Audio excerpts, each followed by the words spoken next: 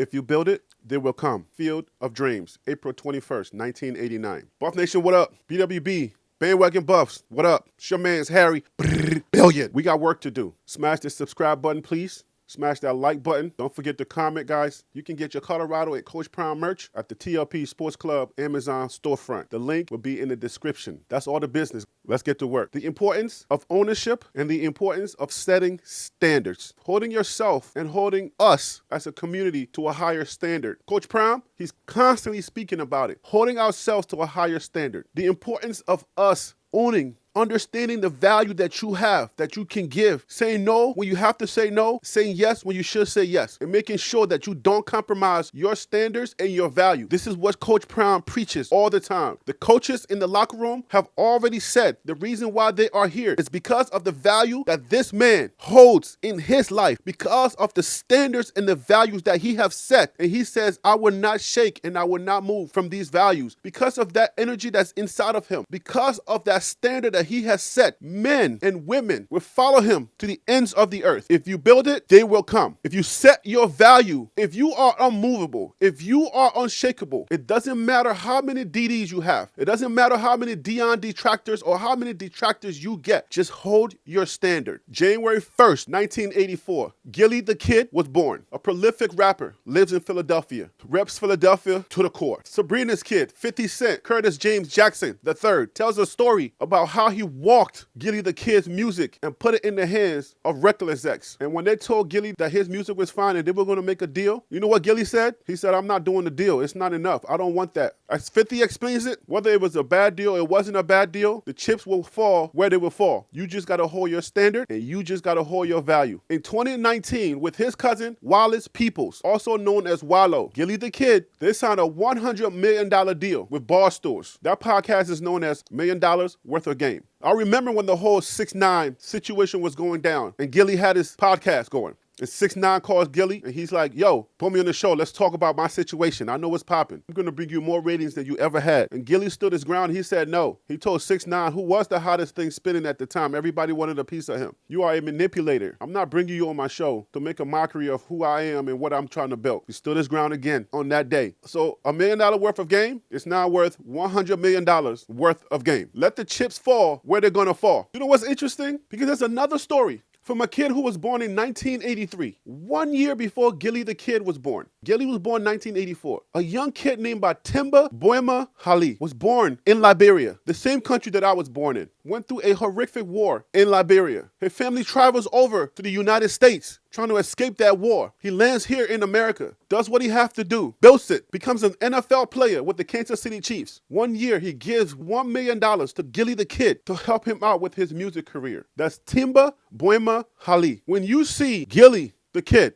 and his cousin Wallo breaking news that every single platform was waiting for, it is not a mistake. We have to hold ourselves to a higher standard. We have to build our own. Ownership is important. We have to realize the value that we have inside of us and build our own. We can do it just like they can do it. They're going to treat us like the way that they want to treat us. They will drop you 1 star just because they can. They don't have to explain themselves. If they want to show you who's boss, they will show you who's boss. All just because they can. We have to establish our own recruiting. We have to establish our own media empires. We have to set unwaverable standards. We have to tell ourselves that, yes, we can too do this thing. You have podcasts, we can do podcasts. You have YouTube channels with creative lightings, we too can have YouTube channels with creative lightings. We can play just like you can play. You can write creative headlines to get people to watch. We too can write creative headlines. We make money moves. If you build it, they will come. Set unwavering standards and keep to your standards. If things don't look the way that it's supposed to look in the beginning, it's okay. Be steady. Be still. We have to build our own. We got to raise our standards. At the HBCU levels, we have to raise our standards. So all of our talent, all of the talented kids that are coming out of these schools, all of these parents who are raising these kids and getting them prepared for the next level so that they can feel comfortable to come to us because we have the standard there. They're not coming to systems that don't have adequate equipment for them to practice.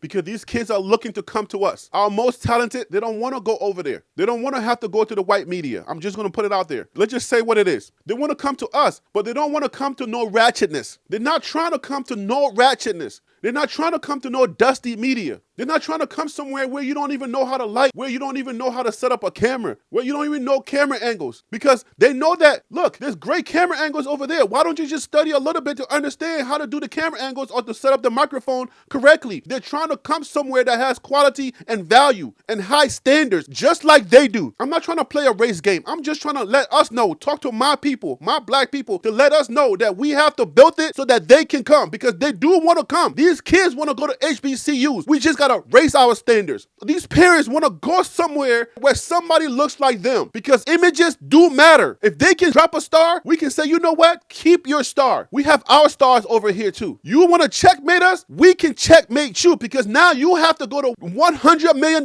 worth of game. You got to go to them now to get that footage of the announcement. If we built it, they will come. We have to exercise patience, but we have to let them know that we too have the same talent. You've been stealing our talent. We can do this too. We can build sets just like you can build sets. We know about cameras just like you know about cameras. We know how the media works just like you know how the media works. When we build our platforms, when we set standards that are just as high as the other people are doing it, then these kids can be comfortable to come to us, give us exclusives. Let us know that, yes, it was because of your quality that I came to you. It was because of your standard that I came to you. If you build it, they will come. HBCUs, raise your standard. Don't let a coach have to come up and have to pick up trash or clean his office. You have janitors for that. You have cleaning folks for that. Raise the standard. When Coach Brown went to Colorado, he was not picking up trash. He did not have to go clean his own office. Even though Coach Brown loves that vacuum cleaner, he doesn't have to do that vacuum. You understand that. Don't think because he's vacuuming himself, there's nobody to do it. Coach Brown lets people know, no, I wasn't like this all the way. When I first started, I was ratchet. I was hood. He says that in the interviews. I was hood. But if you built it, they will come. It was one of these games in high school. I will never forget that. It's ingrained inside of my subconscious. We were winning. We were giving these kids the business in soccer. Because at the time, I was fast. Fresh off the boat from Africa in 1989. The same year that Field of Dream was made. 1989, I came to this country. I remember this game like it was yesterday. And my speedy self came to this one kid. I'm like, we giving y'all the business. Y'all can't see us. You know what that kid told me? He said, it's not how you start, it's how you finish. I was young, so I didn't know what the heck he was talking about at the time. All the way back then, I remembered what he said. After we were leading by so much, they ended up beating us that day, because it's not how you start, it's how you finish the game. Coach Prime didn't start off having everything that he has right now, but he knew what was inside of him. It just needed some development. He knew that he had to start holding himself to a higher standard. He understood that he had to change something. Something inside of him had to click, and he had to switch it around. He had to start developing those standards that he knew, those standards that were going to withstand the test of time. Coach Prime understood that. So even though he started off a little ratchet, like he says in his interviews, even though he started off a little hood, he understood that if you built it, they will come. And they're coming. The kids are coming. Travis Hunter came. Cremani McLean is here. He came. Coaches are coming from different places. They're coming. If you built it, they will come. Every media outlet that wants to talk about how this kid released his news, how this kid made his announcement, they have to show Gilly's face. They have to show Wallow's face. They have to show black media's face. This is about building something that you can be proud of. Understanding ownership. There's a reason why Coach Prime is killing it right now, because he took the time and he built it. He knew the values. He held a high standard of himself. He said, you know what? This is how I'm going to proceed from now on. This is how I'm going to move. And you know what? I'm not taking my hat off. Take your hat off, you look unprofessional. I ain't taking my hat off. I'm rocking my hat just the way that I want to rock it. You know what they told Allen Iverson? Don't dress that way. You don't look professional. You know what they told Coach Prime? You look too flashy. He did it his way. I'm doing it my way. But I know I have a high standard. I know how to do it like they do. I've been building mine. It may not be perfect yet. I may be working on my delivery style. I may be working on my timing,